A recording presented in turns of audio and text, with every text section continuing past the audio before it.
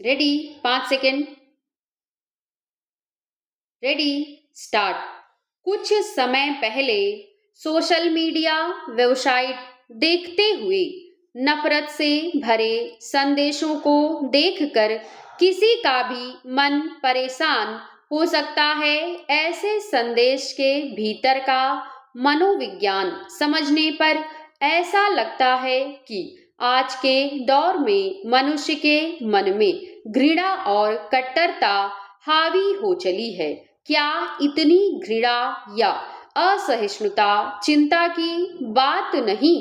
किसी व्यक्ति, समाज या समुदाय के प्रति इस स्तर की कट्टरता या द्वेष रखने पर क्या व्यक्ति मनुष्य कहलाने का अधिकारी रह जाता है?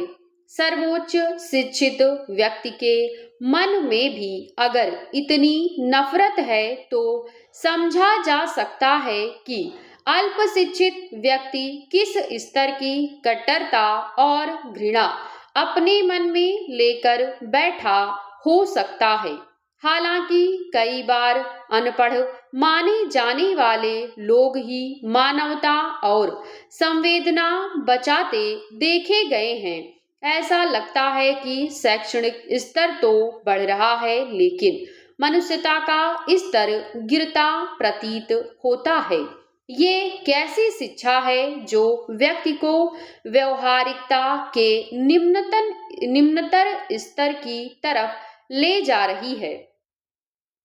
सोशल मीडिया, इंटरनेट, अनेक नेटवर्किंग वेबसाइट का उद्देश्य लोगों को जोड़ना, उनमें स्नेह का भाव बढ़ाना, अप्रत्यक्ष रूप से उनके बीच स्नेहमयी व्यवहार में वृद्धि करना होना चाहिए था। लेकिन आज के दौर में इसके उलट हो रहा है।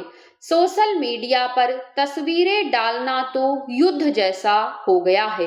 व्यक्ति दूसरे को नीचा दिखाने के उद्देश्य से मानो यह कहने को तत्पर है कि वह दूसरों से श्रेष्ठ, धनवान और कहीं अधिक सामर्थ्यवान है। यह मनोविकृति का द्योतक है जिसमें व्यक्ति को दूसरों को नीचा या कमतर दिखाकर खुशी मिल रही है। ऐसा लगने लगा है कि मनुष्य शब्दों और चित्रों का उपयोग सिर्फ शाब्दिक या दृश्य हिंसा करने के लिए करने लगा है। यह स्थिति विस्फोटक है। अगर व्यक्ति अपने अहंकार या सोशल मीडिया पर जहर बुझे शब्दों के चलते सभी से रिश्ते तोड़ता चला जाएगा तो फिर जुड़ा किससे रह सकेगा? कहीं यह आने वाले समय में एकाकी समाज की दस्तक तो नहीं जिसमें व्यक्ति अपने आप में एकदम तन्हा और अकेला रह जाए?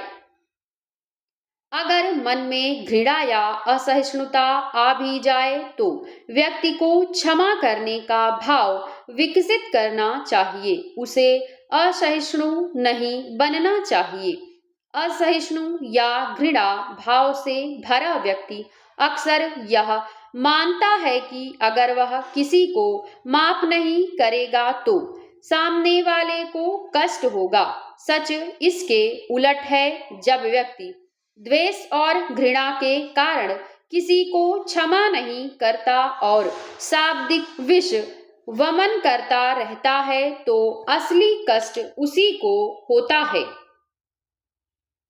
किसी को क्षमा ना करके या दुर्वचन से व्यक्ति उस घटना के दुख या नकारात्मकता को अपने अंदर भर लेता है। ऐसा करना व्यक्ति को कमजोर और निराश बनाता है। इसलिए क्षमा करना और बात को भुलाना सीखना उचित है। किसी को क्षमा करने का यह अर्थ नहीं कि व्यक्ति सामने वाले पर कृपा या दया कर रहा है। वास्तविक बात यह है कि किसी को क्षमा करके व्यक्ति खुद नकारात्मकता और पीड़ा के भार से मुक्त होता है। क्षमा खुद के भले के लिए की जाती है, न कि सामने वाले के भले के लिए, इसलिए भूलना सीखना चाहिए। अगर घृणा मिट नहीं रही हो तो पत्र लेखन करना चाहिए। पत्र में बताना चाहिए कि मूल कष्ट क्या है, वह कष्ट क्यों हुआ और सोशल मीडिया पर शाब्दिक हिंसा का क्या कारण था। यह लिखकर सामने वाले को क्षमा कर देना उचित है। पत्र सामने वाले पक्ष को दिया जाना या नष्ट करना व्यक्ति के अधिकार क्षेत्र में है, लेकिन इसका लेखन मन के गुबार और द्वेष को निकाल देता है। मन का गुबार निकलने पर क्षमा करना आसान हो जाता है। क्षमा करने का भाव विकसित करने के लिए व्यक्ति को उन लोगों की सूची बनानी चाहिए जिनसे शिकायत है। यह लिखना चाहिए कि किस आदत के चलते क्षमा करना मुश्किल हो रहा है। अधिकांश मामलों में शिकायत से बड़ा होता है व्यक्ति का अहंकार, और सूची देखते ही व्यक्ति समझ जाता है कि उसने अपने अहम के चलते अधिकतर बंधुओं से संबंध बिगाड़ लिए हैं। इसके बाद रिश्तों के निर्माण के लिए व्यक्ति फिर विचार करने लगता है। ईर्ष्यालु व्यक्ति को दूसरों की खुशी श्राप या खुले घाव की तरह पीड़ादायक लगती है। उसे सहन ही नहीं होता कि कोई उससे आगे बढ़े।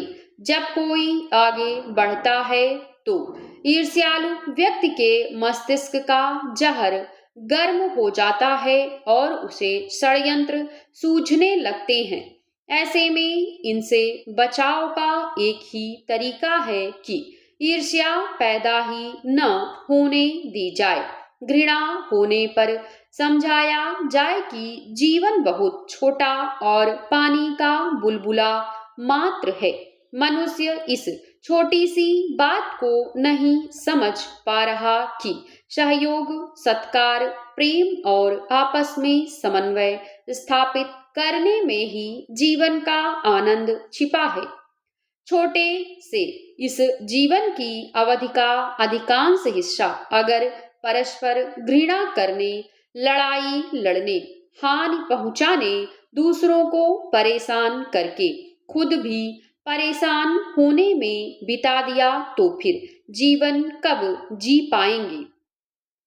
समस्या ये है कि व्यक्ति समाज से, प्रकृति से, साहित्य से कट सा गया है और मोबाइल की आभासी दुनिया में बेवजह व्यस्त है। इस कारण व्यक्ति मानो अंदर से सूख गया है और यही घृणा और द्वेष का कारण है। क्षमादान से, उत्तम स्वाध्याय से तथा छोटी बातों पर अधिक ध्यान न देकर मन के जहर को निकाला जा सकता है। यही जीने का सलीका है। समाप्त।